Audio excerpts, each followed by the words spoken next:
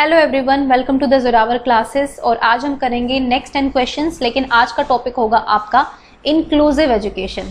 ठीक है, inclusive education को हम कंप्लीट करेंगे। और इंक्लूसिव एजुकेशन में जो है बहुत सारी चीजें होती हैं। स्पेशल चाइल्ड का कंसेप्ट है, आपका जेंडर का कंसेप्ट है, डाइवर्सिटी का कंसेप्ट है। तो बहुत सारे टॉपिक्स हैं जो इंक्लूसिव एजुकेशन के अंदर ही काउंट होते हैं। ठीक है, यानी कि समावेशी शिक्षण इसको कहते हैं हिंदी में। तो चलिए आज के क्वेश्चन हम स्टार्ट करते हैं।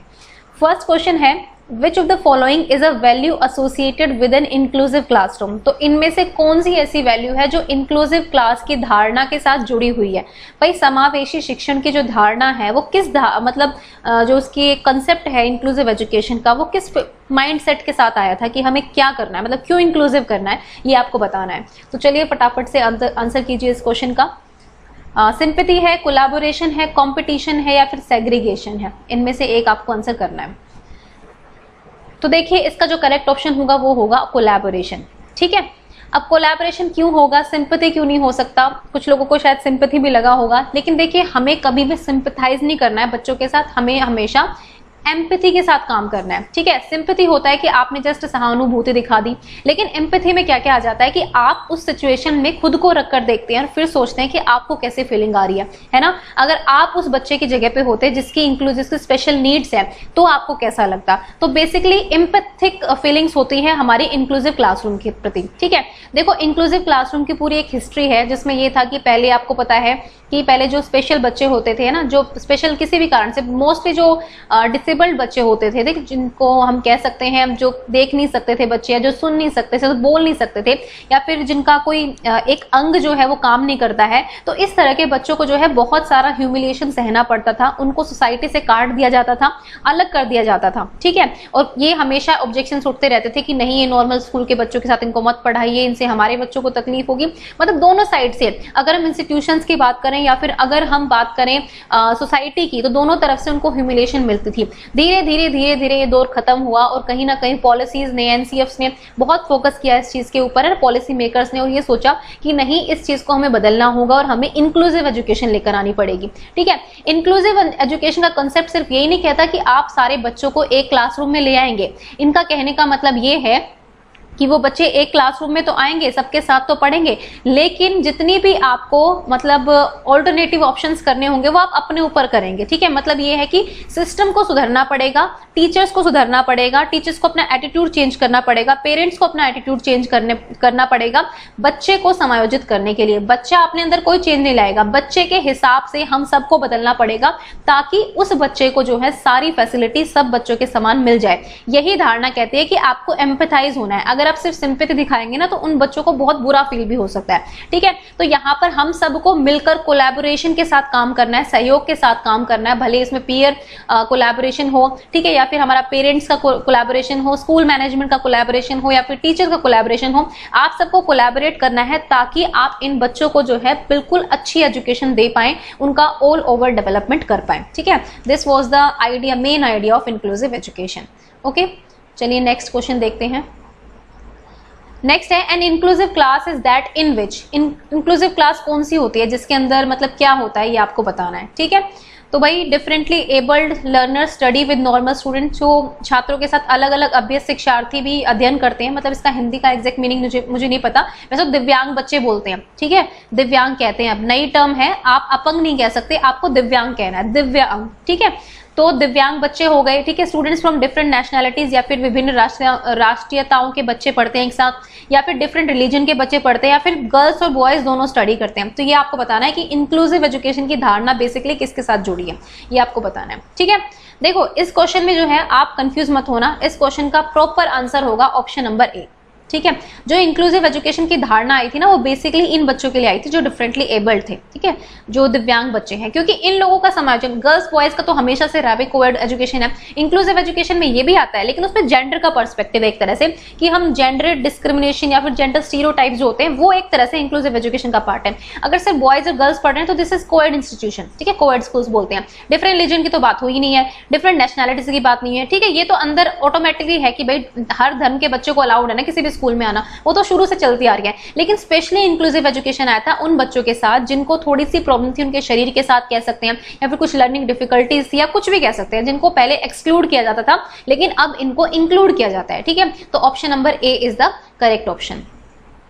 नेक्स्ट देखते हैं, brainstorming procedures are helpful specially for which category of children. तो भाई ब्रेनस्टॉर्मिंग क्या होती है? बुद्धिशीलता, है ना। ब्रेनस्टॉर्मिंग के नाम से आपको पता होगा कि आपको ब्रेन पर बहुत जोर लगाना है, मतलब आपको अपने दिमाग का बहुत ज्यादा यूज करना है, रिफ्लेक्टिव थिंकिंग करनी है, रीजनिंग करनी है, तर्क वितर्क करना है अपने दिमाग के अंदर। ठीक है, मेंटल जो कैलकुलेशंस कहते हैं ना वो है। तो इसमें basically higher order thinking skills आती हैं। Brainstorming is a kind of higher order skill, है ना। तो ये प्रोसीजर जो है कौन से बच्चों के लिए सबसे ज्यादा हेल्पफुल होते हैं ये आपको बताना है।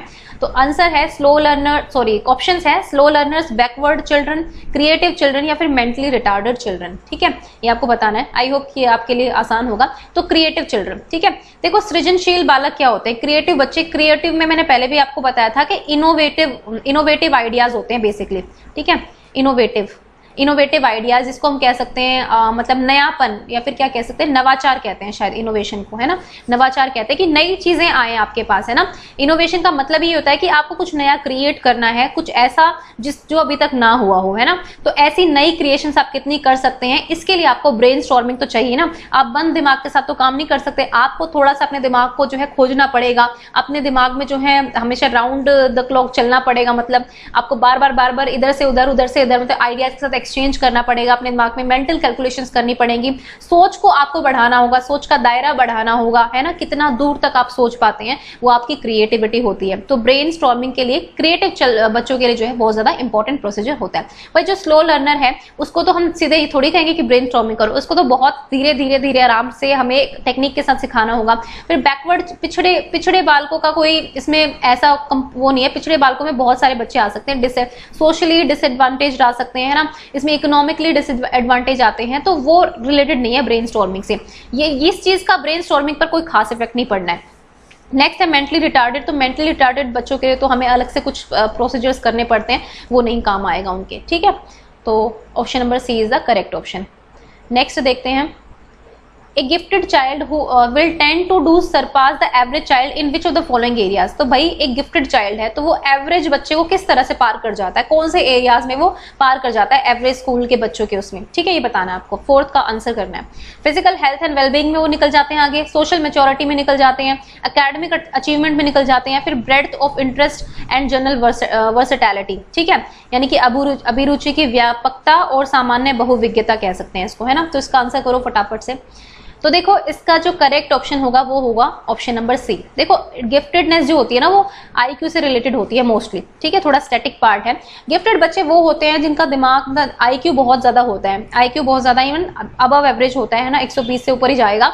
एवरेज तो वैसे आई थिंक 100 मानते हैं, लेकिन उससे ऊपर जो है 120 से ऊपर ही चला जाता है बच्चा अगर गिफ्टेड चाइल्ड है तो।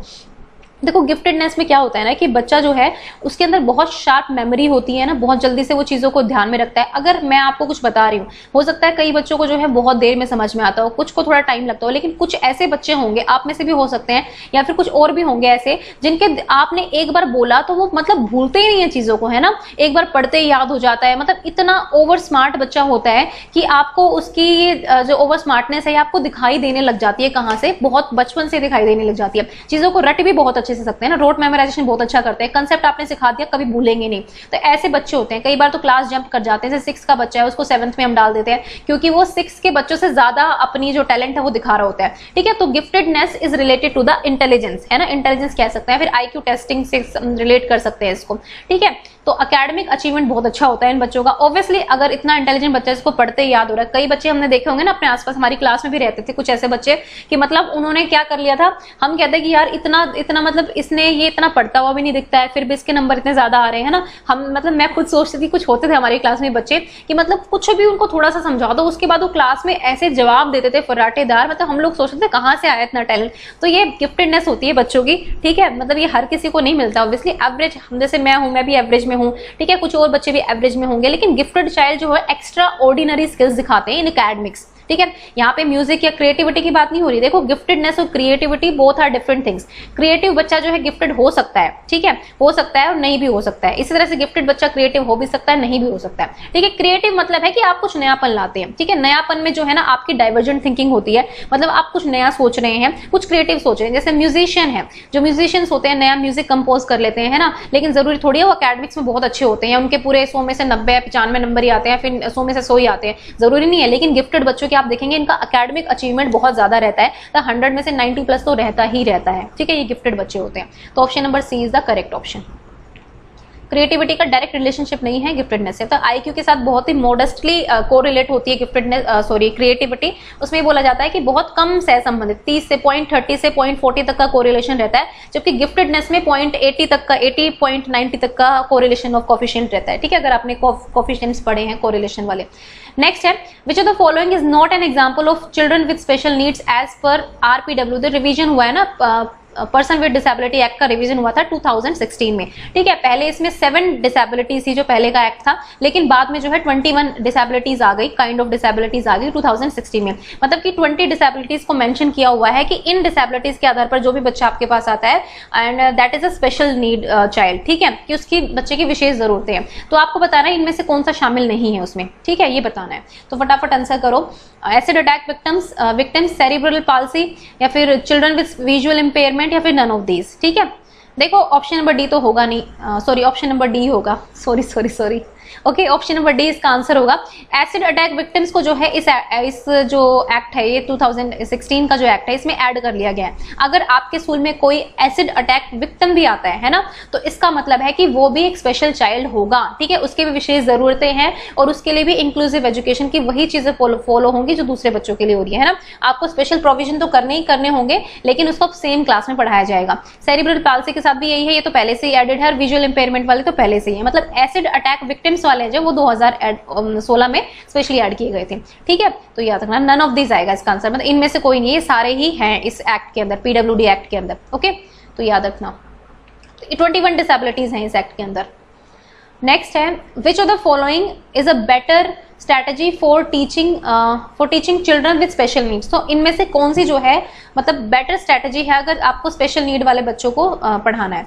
देखो स्पेशल नीड में सिर्फ वही बच्चे नहीं होते जो मतलब आपको लगता है कि स्लो लर्नर होते हैं, या फिर जिनको कोई दिव्यांग बच्चे होते हैं वही स्पेशल होते हैं। स्पेशल बच्चे गिफ्टेड बच्चे भी होते हैं, क्रिएटिव बच्चे भी होते हैं, ठीक है। अबव एवरेज बच्चों को भी हम स्पेशल में काउंट करते हैं, क्योंकि आपको उनसे ज्यादा स्पेशली डील करना पड़ता है। देखो एवरेज बच्चे क्या होते हैं ना, ये बच्चे ऐसे होते हैं कि जिनको टीचर को ना ज्यादा बोलना पड़ता है, ना ज्यादा मतलब इतना इफेक्ट नहीं डालता। लेकिन जो इसके इधर के होते हैं, एवरेज के इधर वाले बच्चे, ठीक है, उन पर बहुत ध्यान देना पड़ता है। एवरेज के इधर वाले, इन पर इसलिए स्पेशली ध्यान देना पड़ता है जो टॉप मोस्ट बच्चे होते हैं, क्योंकि इनका टैलेंट वेस्ट नहीं होना चाहिए ना। तो ये अगर एक्स्ट्रा ऑर्डिनरी स्किल्स दिखा रहे हैं आपको, इसका मतलब है कि आपको इनके लिए कुछ और एफर्ट्स करने हैं ताकि ये और बेहतर कर पाए, ठीक है।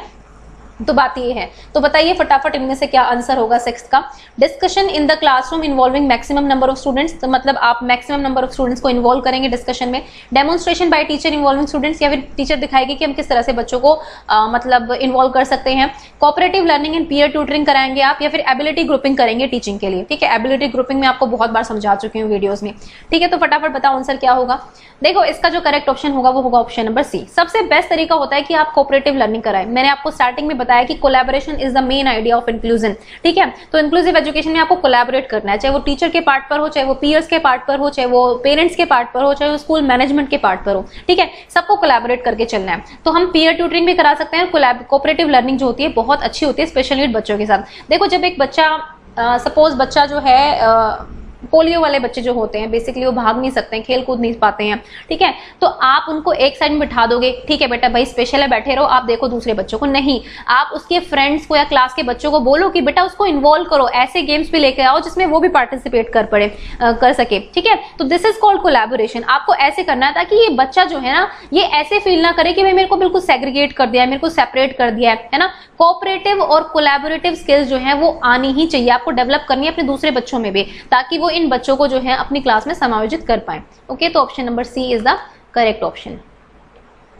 नेक्स्ट देखते हैं।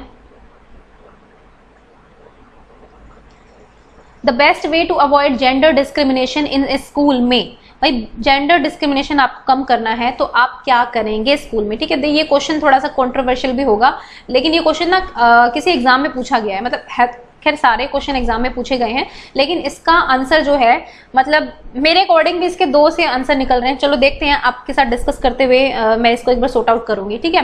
The best way to avoid gender discrimination, आपको जेंडर डिस्क्रिमिनेशन जो है वो भेदभाव जो है वो खत्म करना है अपनी क्लास में, तो आप क्या करेंगे, ठीक है। संगीत प्रतियोगिता के लिए लड़कियों की अपेक्षा अधिक लड़कों का चयन करेंगे, ठीक है। Metacognition of their gender biased behaviour by the teacher, ठीक है, शिक्षकों द्वारा उनके लिंग पक्षपातपूर्ण व्यवहारों का अधिसंज्ञान। मेटाकॉग्निटिव क्या होता है, जब आप थिंकिंग के बारे में थिंकिंग करते हैं ना, आपकी जो थिंकिंग है उसके बारे में जब आप सोचते हैं कि आपकी थिंकिंग अच्छी है कि गलत है, तो उसको हम मेटाकॉग्निशन बोलते हैं। कॉग्निशन अबाउट कॉग्निशन बोलते हैं, या फिर थिंकिंग अबाउट थिंकिंग भी बोलते हैं मेटाकॉग्निशन को, ठीक है।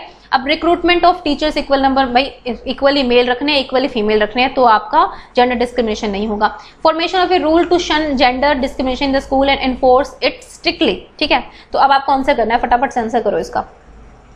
देखो ये 2 तो ऑप्शन हो ही नहीं सकते, सिलेक्शन ऑफ मोर बॉयज है ना, किसने कहा है कि ज्यादा बॉयज का रखो, आप टैलेंट के बेस पर रखो ना, आप गर्ल्स और बॉयज की बात ही क्यों लेकर आ रहे हो। भाई किसको म्यूजिक कंपटीशन में पार्टिसिपेट कर रहा है, आप ये पूछो बच्चों से, अगर बच्चे को करना है तो करेगा, नहीं इंटरेस्ट है तो आप मोटिवेट कर सकते हो कि बेटा आपको करना चाहिए अगर आपके अंदर टैलेंट है, बट आप जबरदस्ती मत करो ना कि नहीं मेरे को तो अगर 20 बच्चे लेने हैं तो मैं 15 तो बॉयज को ही लूंगा, क्योंकि अभी तक जो है सिर्फ गर्ल्स ही पार्टिसिपेट करती आ रही है, तो अब जेंडर डिस्क्रिमिनेशन खत्म करूंगी। ये जेंडर डिस्क्रिमिनेशन खत्म नहीं होता, ये एक और डिस्क्रिमिनेशन करना होता है, ये नहीं होता है। देखो आपको जो है ना जेंडर डिस्क्रिमिनेशन आपको खत्म कैसे करना है, आपको बायस नहीं होना, आपको इक्वल करना है। भले आपको ये नहीं सोचना कि पीछे बॉयज के साथ क्या हुआ क्या नहीं हुआ, या फिर गर्ल्स के साथ क्या हुआ नहीं हुआ, आपको अभी जो है इन दोनों को ही इक्वल अपॉर्चुनिटीज देनी है, इनको आपको इक्वली पूछना है, हाँ बेटा आप बताओ आप करना चाहते हो पार्टिसिपेट कि नहीं करना चाहते हो। ऐसा नहीं, आप अपनी तरफ से ये नहीं बोल सकते कि नहीं भाई 20 में से हम 15 बॉयज को ही लेंगे क्योंकि अभी तक बॉयज ने पार्टिसिपेट नहीं किया था, ऐसे नहीं कर सकते, ठीक है। आपको इनकी भी मर्जी जाननी होगी, तो ये हो नहीं सकता।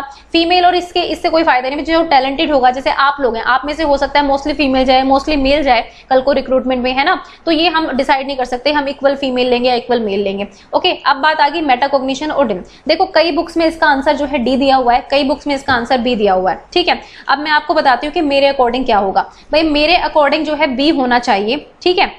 मेरे अकॉर्डिंग बी क्यों होना चाहिए, क्योंकि मेटाकॉग्निशन आ गया यहाँ पे। देखो मेटाकॉग्निशन हम करते क्यों है, हम रिफ्लेक्टिव थिंकिंग करते हैं, जिसमें हम ये सोचते हैं कि हमने जो सोचा है क्या वो सही है क्या वो गलत है, मतलब ये जो धारणा होती है ना, हम एक बार चेक करते हैं अपनी थिंकिंग को, ठीक है। तो हमारा जो जेंडर बायस बिहेवियर है टीचर्स का, तो टीचर जब तक सोचेंगे नहीं, मेटाकॉग्निटिवली थिंकिंग नहीं करेंगे वो उसके बारे में, तो वे कैसे कहेंगे कि वो कैसे समझेंगे कि भाई जेंडर बायस नहीं करना चाहिए। तो एक तरह से जो उनका जेंडर बायस्ड बिहेवियर होता है उसके प्रति जो है थिंकिंग करेंगे कि क्या ये सही है कि नहीं है, ठीक है। एक तो ये आंसर बन सकता है। अब बात होगी डे की, तो यहाँ पर है कि भाई आप रूल्स बना देंगे कि ऐसे नहीं होगा ऐसे नहीं होगा, फिर इन्फोर्स करेंगे स्ट्रिक्टली। आप बताइए जब टीचर इतना रिजिड होगा कि वो मानेगा नहीं, वो आपके सामने नहीं करेगा, वो हो सकता है क्लास के लेवल पे कर दे, है ना, मतलब वो दिखाएगा थोड़ी हर बार, वो बाहर तो ये दिखाएगा कि मैं नहीं कर रहा हूँ या नहीं कर रही हूँ, लेकिन हो सकता है कि वो क्लास में कर दे, है ना। उसका एटीट्यूड जो है हो सकता है कि गर्ल्स के प्रति झुकाव तो गर्ल्स के प्रति वो होगा, किसी स्पेशल गर्ल के प्रति झुकाव है, भाई सपोज कई टीचर्स के फेवरेट बच्चे हो जाते हैं ना, तो हो सकता है कि कई टीचर कहेंगे कि नहीं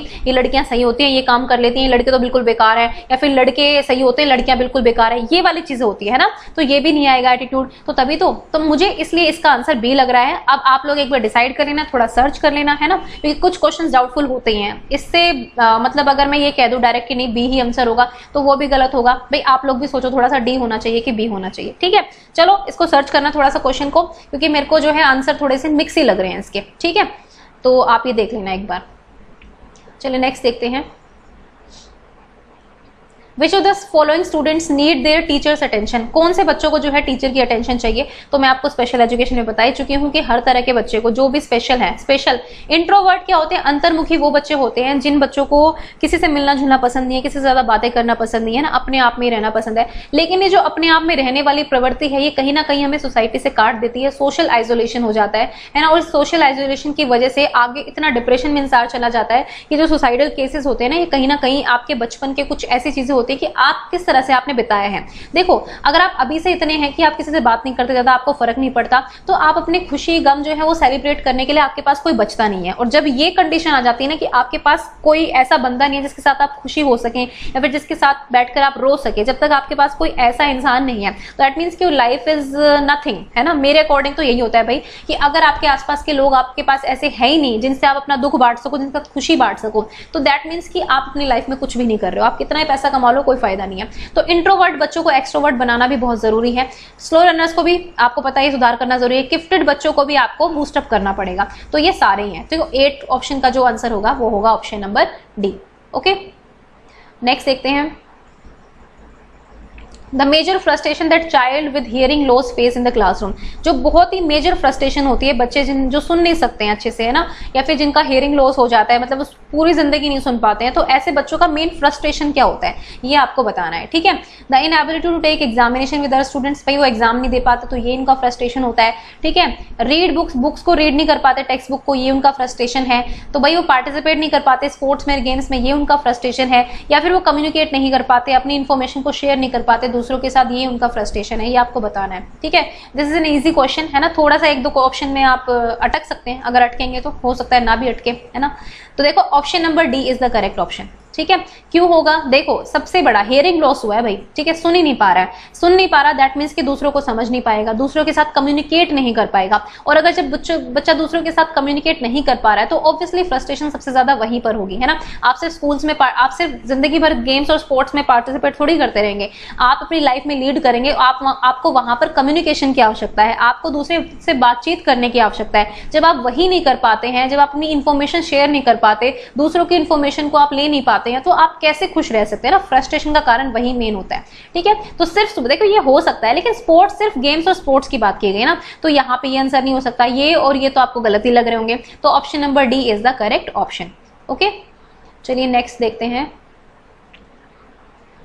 नेक्स्ट है, a mixed ability grouping is a heterogeneous in. ठीक है, तो मिक्स्ड एबिलिटी ग्रुपिंग मैंने आपको बताई थी हमें करनी है ना। तो ये हेट्रोजीनियस किस चीज में होता है ये आपको बताना है ना। नॉलेज एंड स्किल में, इकोनॉमिक स्टेटस में, जेंडर एंड एज में, या सोशल स्ट्रेटा में। ठीक है, तो बताइए फटाफट। ज्ञान और कौशल में हेट्रोजीनियस होना चाहिए, या फिर आर्थिक स्थिति में विषम होना चाहिए, या फिर लिंग आयु में विषम होना चाहिए, सामाजिक स्तर में विषम होना चाहिए। ठीक है, ये बताना है। देखो एबिलिटी ग्रुपिंग है, ठीक है, जहां एबिलिटी की बात है मतलब आप क्षमताओं की बात कर रहे हैं बच्चों की, है ना, बच्चों की क्षमता की बात हो रही है, उसके सोशल स्टेटस से इसका कोई लेना नहीं है, जेंडर एज से इसका कोई लेना देना नहीं है, इकोनॉमिक स्टेटस से कोई लेना देना नहीं है, ये बच्चे की नॉलेज और स्किल के ऊपर है ना। अगर आपने कैटेगरी बना रखी है अपनी क्लास में, हमेशा मैं आपको एग्जांपल देती हूँ कि भाई ये एवरेज बच्चे हैं, ठीक है, ये आपके स्लो लर्नर बच्चे हैं, ये आपके हाई अचीवर्स हैं। ठीक है, तो आपने अलग अलग ग्रुपिंग बना दिया, एवरेज वालों को अलग कर दिया, हाई अचीवर्स को अलग कर दिया, स्लो लर्नर्स को अलग कर दिया। अगर आपने इन तीनों को अलग अलग कर लिया, दैट मीन्स कि you are making a ability group. ठीक है, अगर आप इसको अलग नहीं करेंगे, इन सबको मिक्स करेंगे, that is called the mix ability group. और हमेशा कक्षा में आपको यही करना है, आपको मिश्रित समूह ही बनाना है। अगर आप ये कहेंगे कि नहीं हम तो ये नहीं बनाएंगे, तो भैया फिर बेकार है आपका टीचिंग मेथड। ठीक है, देखो क्या होता है, कई बार बच्चे कहते हैं नहीं मैम हमें अपने फ्रेंड्स के साथ ही रहना है, ग्रुप में नहीं। ये चीजें मैंने बीएड में सीखी। मैंने बीएड में क्या सीखा कि ठीक है, हमारा एक पर्सनल ओपिनियन होता है, पर्सनल बायसनेस होता है एज अ ह्यूमन बीइंग कि हमारे जिसके साथ बॉन्डिंग हो गई हम उसी के साथ ग्रुप में रहेंगे। लेकिन हमारे बीएड में, जैसे मैंने बीएड इग्नू से की, वहां से मैंने देखा, ठीक है, फिर मैंने बीएलएड 4 साल बीएलएड की दिल्ली यूनिवर्सिटी से, फिर वहां पर भी देखा कि इसी तरह की चीजें होती थी कि हमें मिक्स्ड मतलब अपने फ्रेंड जोन में नहीं रखा जाता था। टीचर्स हमेशा कोशिश करती थी कि नहीं आप अपने फ्रेंड जोन से जो है बाहर निकलिए, दूसरे बच्चों के साथ मिक्सअप होइए। इसीलिए जो है आज भी हम मतलब उन सबके साथ कनेक्शन में है जिन लोगों को हम जानते हैं, जिनके साथ हमने पढ़ाई करी है ना। कुछ लोग होते हैं मतलब सबसे बातचीत करते थे, सबके ओपिनियंस हमने जाने हैं, तो this is a good idea. इससे आपकी पर्सनैलिटी जो है और उभर कर निकल कर आती है। आप जो है आपका जो सामाजिक स्तर पर जो आपका समायोजन होता है, दूसरों के साथ जो एडजस्टमेंट होता है वो आप सीखते हैं यहाँ से, है ना। इसके साथ आपके बिहेवियरल इशू जो होते हैं वो नहीं आते हैं फिर बाद में। ठीक है, तो this is the right option. Mixed ability grouping आपको हमेशा करनी चाहिए। ओके, तो option number A is the correct option. So guys this was the video of today and next भी हम इंक्लूसिव पर लेंगे, इंक्लूसिव एजुकेशन पर। नेक्स्ट में मैं आपको जेंडर के क्वेश्चंस कराऊंगी, बेसिकली अच्छे वाले क्वेश्चंस। ठीक है, 4-5 क्वेश्चन मैंने खुद फ्रेम कर लिए हैं, मतलब ये वीडियो जब मैं बना रही हूँ तो फ्रेम कर चुकी हूँ, तो वो नेक्स्ट वीडियो में हम देखेंगे। और मतलब बहुत अच्छा जेंडर को ही बेसिकली फोकस करूंगी मैं नेक्स्ट वीडियो में। ठीक है, तो चलिए फिर नेक्स्ट वीडियो में मिलेंगे and thank you for watching the Zorawar classes.